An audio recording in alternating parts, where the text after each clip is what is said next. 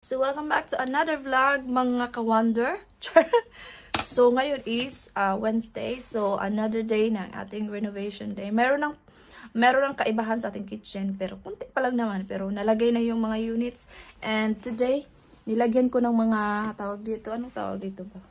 Yung parang, para hindi lang nila maapak-apakan ba yung carpet. Kasi, I look after sa carpet, guys. Anayo ko namang maglakad-lakad lang sila. Tapos, marami yung shoes ba? Kasi, di ba, sabi ko sa inyo, na magpapalit sila ng window dito sa kwarto. Dapat kahapon. But then, sabi ng magkakabit, meron daw nangyari or something. Or maybe an excuse lang or something. Anyway, so, ngayon, is pupunta sila dito. Kaya, nilagyan ko ng support yung carpet.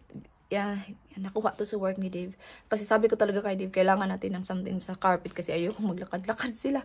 So yun, so that is ready. And then, so yeah, so as you can see, nagre-ready lang ako. Kaya kailangan ko maglagay ng kunting kilay, no? Kaya kilay is life. So yeah, so kasi pupunta na si Kira sa school at ako ay may pasok. Pupunta ako sa aking fish and chips today. And while may mga tao dito sa bahay. And I don't know if yung electrician is babalik today. Kasi hindi pa sila tapos. Or maybe, hintayin siguro matapos muna si Steve. Kasi yung ikakabit nilang mga ilaw is sa ano ba? Under ng mga cabinet. Alam niyo ba yung pagpasok mo tapos parang may sensor, ganon. So siguro hintayin muna nilang matapos si Steve and then babalik sila. I don't know. So mag-ready muna ako, guys. Tapos punta na kami sa school. So, nagsasalita na ako pero hindi pa lang naka-on. So ngayon is mag-pretend tayo na tapos na yung kitchen. So kunyari magluto tayo. So luto na yung pizza, guys. Char.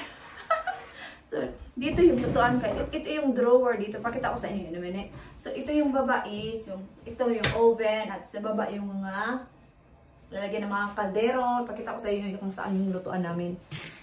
So dito yung magiging lutuan.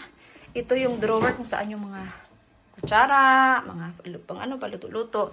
And then ito yung drawer na to, pwede ko siyang lagyan ng karaha. May karaha sa Tagalog eh.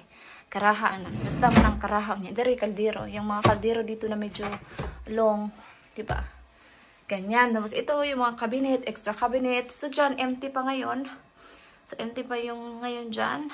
Ganyan siya, guys. So same shadow dito sa pinakita ko sa inyo. So magiging ganyan siya. And then, dito naman sa hilalim ng cabinet, merong ditong ilaw. So, instead na i-on namin yung lahat ng ilaw sa ceiling, ito lang siya. At siguro, for sure, babalik pa yung electrician kasi hindi pa yung tapos. Obviously. And then, yung countertop namin is color white. And then, dito yung magiging sink niya, color white din siya. And then, ito yung aming washing machine. Which is, meron yang takip, guys. Ngayon lang open pa kasi hindi pa tapos. Pero magiging close din yan siya. Don't worry kasi ayaw ko yung nakikita yung washing machine. Yun talaga yung reason na ayaw ko talaga. And then ito yung under the sink. May mga extra cabinet. Kasi kailangan talaga natin yung mga cabinet, no? And dito is the fridge and freezer. Pinakita ko na to nung nag-vlog ako nung isang araw. And then the pantry. Ito yung pantry na para siyang cabinet style ba. Dito yung fridge and freezer. Hindi ko yun maabot. Hindi ko talaga yun maabot. So, kailangan ko ng... Meron naman kaming parang steps dito ba. Even si Kira, hindi niya yan maabot. So, magganon ko ba? Hi, kunin ko muna yung ano, guys. Kunin mo yung milk. Sure. Kunin mo yung milk. Tapos, feeling mo, kuha ka ng milk pero hindi mo naman maabot. Magkuha na yung stool, ganon. Meron dito si Steve, ganon. Ganon, no? Maganon, diba? Ganyan siya. Ganyan siya mga ka-wonder. So, yun lang. So, at the moment, yun lang yung update sa ating kitchen. So, ganda nyo na. So far, happy naman ako, no? Siguro ito talaga yung best na decision namin this year. And every time kasi na nagde-decide kami dalawa ni Dave sa mga ganitong bagay or kahit ano yung bibilhin namin, nag-uusapan talaga namin. So, and na-order na din namin yung toaster, yung initan ng tubig, Na-order na din namin yung microwave at saka yung air fryer. Ipapakita ko yun sa inyo in the next vlog. And, so yeah, so, importante din talaga guys na pag meron kayong plan, pag-usapan nyo ang yan as husband and wife kasi hindi naman pwede yung isa lang yung mag-decide. Yung isa lang yung mag-decide. It needs to be two together. So yeah, mas easier kasi that way. And ako talaga at saka si David, like, si David talaga mas gusto niya talaga na gusto ko yung isang bagay. Alam niyo yun? Yung may gusto siya para sa kitchen, pero mas gusto niya na mas happy ako. Ganun siya. Kahit kanina pa, sabi niya, are you happy about it? Kasi, make sure that, kasi kahapon, kasi pagpasok ko after work, para yung OCD ko, kasi nakita ko yung hindi linya. So, straight away, alam ko kaagad yung, parang there is something wrong. Tapos, sabi ni yung nagkabit ng kitchen, hindi pa daw yan talaga yung ano ba, yung final, kasi hindi pa, ito kasi guys, parang dito kasi sa gilid, basta meron siyang, kailangan siyang i-push.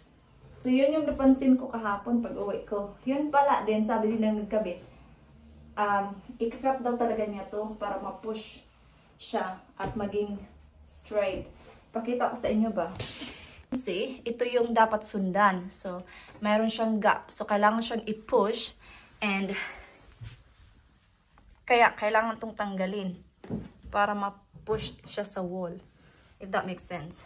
So, kaninang umaga, nung nandito na si Steve, sabi talaga ni Dave, nag-message talaga siya na, sabihin mo na sa kanya yung ayaw mo yung ganun. Ayaw ko namang sabihin sa nagkabit, alam niya naman yun, diba? So, yun. So, sinabi ko kanina sa nagkabit na, what are you going to do with the wall? Sabi niya, ikakat na niya yung tiles para mag-push. So, hindi na ako nagtanong. Kasi ayaw ko namang diktahan yung nagkabit. Alam naman nila yun. I'm just saying my concern. Kasi, syempre, binayaran sila and we paid a lot of money, guys, for, I'm not saying that I'm bragging about it. Sinabi ko lang talaga na, pag meron kayong ipapagawa, sabihin nyo yung mga concern nyo para maano agad pa. Hindi agad makastep into first step. Kailangan nyo agad itanong kung bakit ganito, ganyan. At hindi yun sa pagiging fast or anything.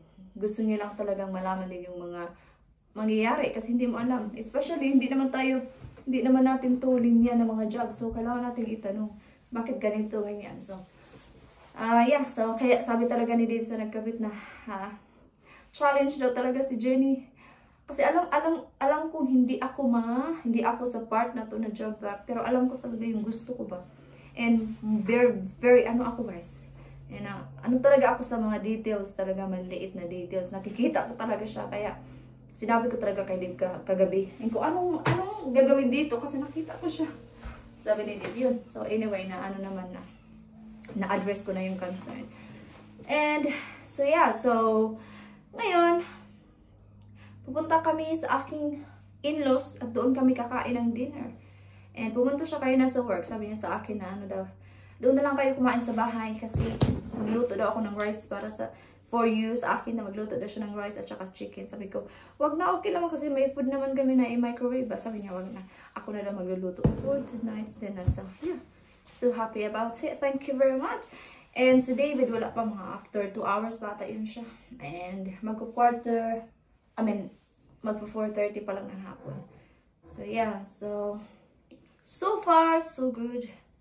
And let's see what's gonna happen in the next 2 days. Because bukas, tatapusin lang ni Steve yung kabila. So, ito yung tatapusin ni Steve bukas. And then, I don't know what's the next. And, ang sarap nito. And, si Steve kasi nagkakabit din siya ng mga yung doors dito. So, sabi ni Dave, once natapos yung kitchen, kami ng schedule for yung mga pintuan. So, tingnan natin kung ano yung magawa namin sa pintuan or since nga medyo tight na yung space. Hindi naman, to be honest, hindi malaki yung kitchen namin. Parang square lang siya. Hindi siya malaki. Hindi malaki yung kitchen. But, it is good size. Hindi siya malaki, hindi din siya maliit. It's just good size. Anyway, marami na akong sinasabi. Yun lang naman sana yung sasabihin ko. Yung update. So yeah, ako guys, maglinis-linis lang muna ako while hindi pa ako pupunta sa aking in-laws. And natapos na din yung bintana dun sa kwarto. In fairness, ano sila guys? Hindi sila makalat, naglinis talaga sila. So good points. We can recommend you guys. So yeah, meron dito ano tawag ani sa Bisaya ba? Kani magpalit gani ano ba? Magpalit og soft drinks sila tay punsing ba magana. Naalala ko nung bata pa ako. Anyway guys, I will see you later. I eat my face, go your breast. Dito kami sa aking in-laws. Andun yung mother-in-law ko. You dusty, crusty, rusty. You dusty. You're so. What are you doing, I Bob? eat my face, go your breast. Ooh, go to the bathroom, get some to go to place. Well done. Did you manage? Shit, open. Good.